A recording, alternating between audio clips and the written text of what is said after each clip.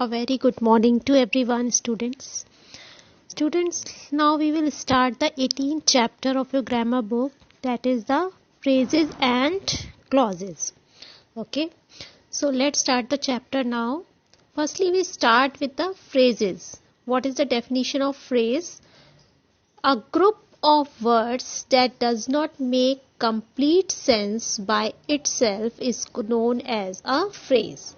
It means when you take the group of words and it does not make complete sense by itself, अपने आप उसका कोई complete sense नहीं निकल रहा है अपने आप में, it does not make any complete sense by itself is known as a phrase. For example, some people in India or a bunch of roses.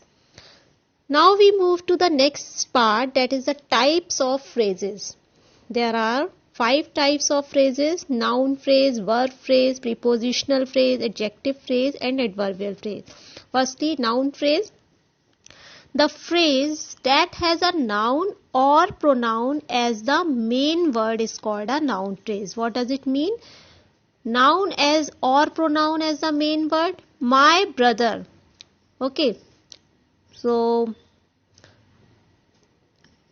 brother, cat, a good student, these words are showing the main word, okay, is called a noun phrase.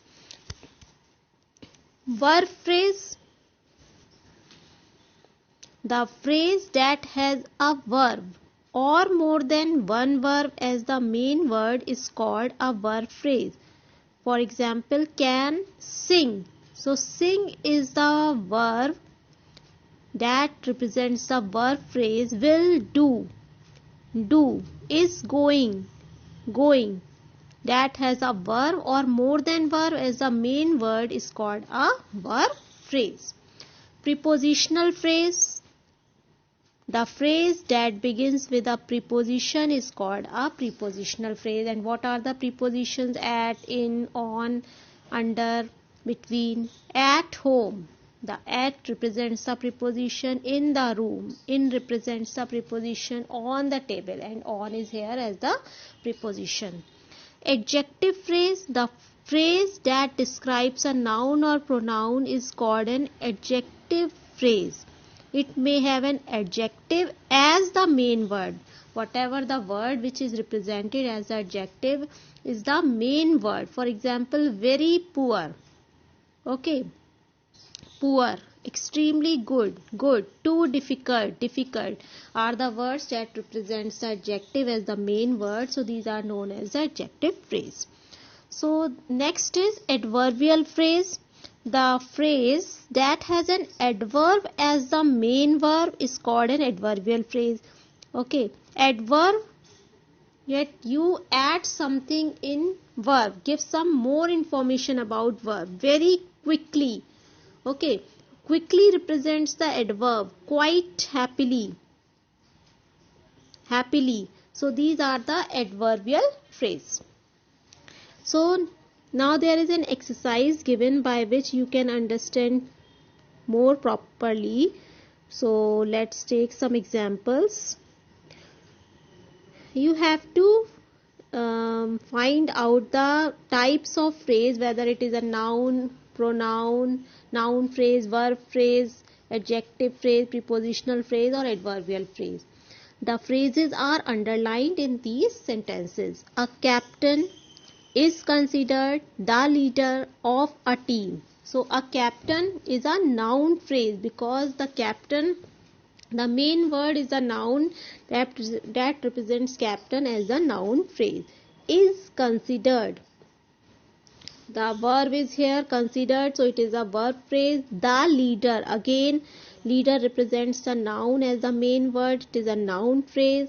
Of a team, of represents the first word represents the preposition, so it is a prepositional phrase. Some 2 more examples I will take. Your sister may join you after the class.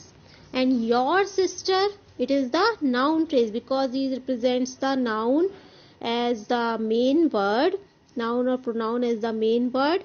may join. Okay, so there is a verb, so it is the verb phrase. After the class start with the prepositional phrase, so it start with the preposition, so it is a prepositional phrase. Okay, next is my brother was drinking hot chocolate from my cup. Again, my brother represents the noun phrase. Was drinking, again there is a verb phrase. Hot chocolate now represents the noun phrase. From my cup, from the first word starts from the preposition, so it is an prepositional phrase. Okay, now we move to the next part, that is the clauses. A clause is a group of words with a subject and a predicate. It is usually a part of sentence. When you write any sentence, it contains two parts, that one is the subject and the other part is the predicate. Okay, so the example is the sky looks blue in the morning.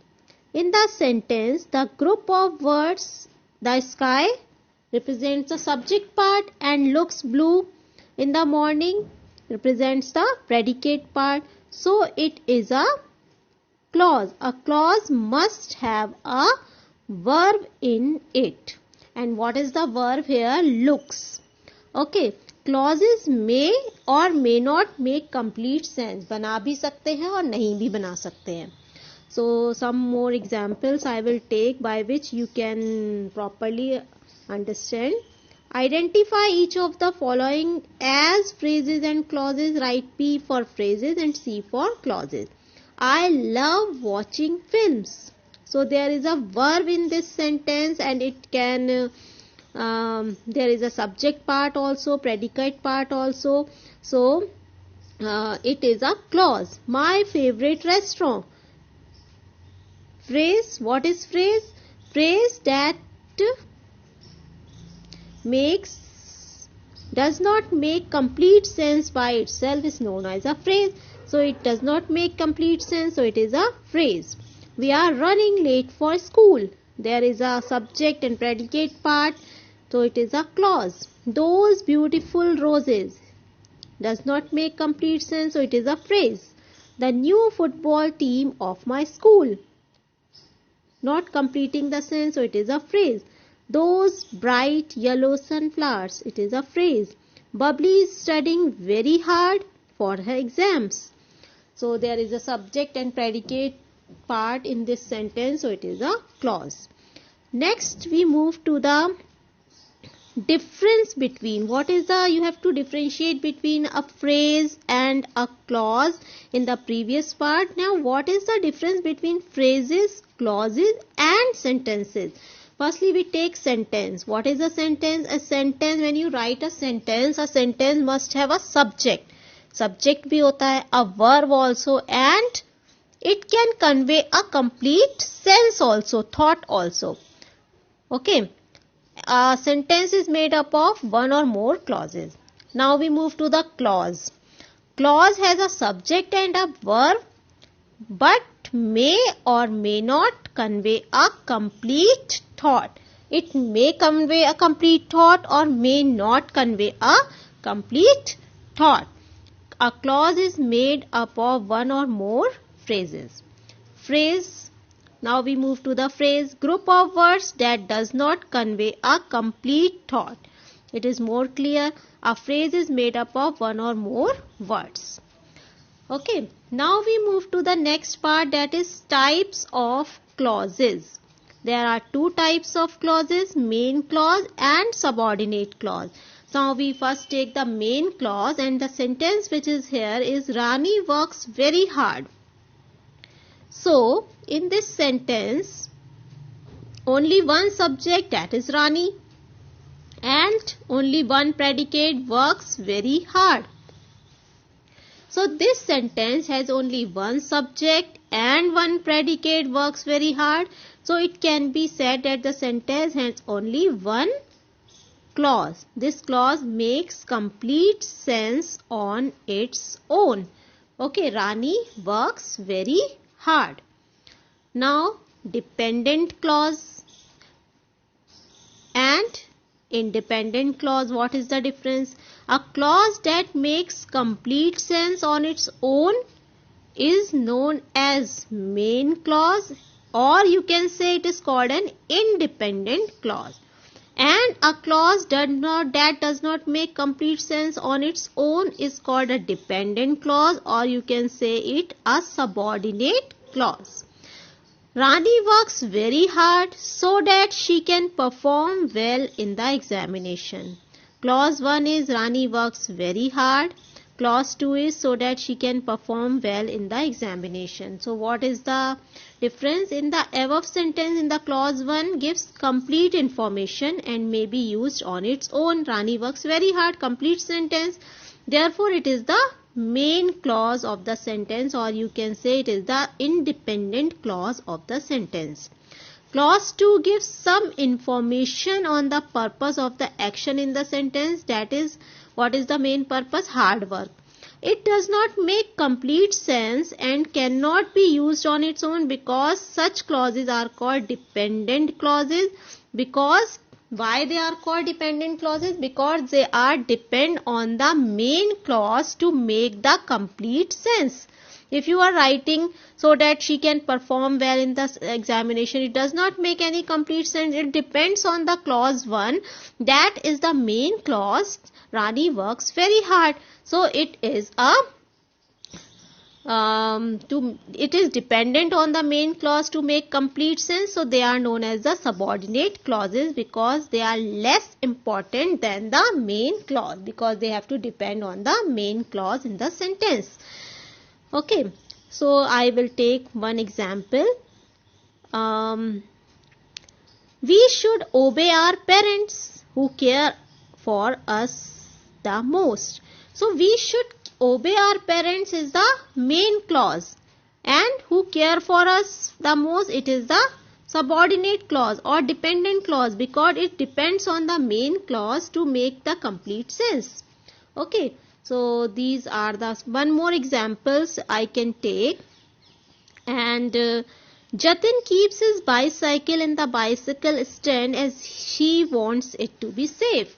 The main clause is Jatin keeps his bicycle in the bicycle stand, and the clause 2 is, or it is the dependent clause or subordinate clause, as he wants it to be safe. It depends on the main clause. That is why it is called, it does not make complete sense on its own.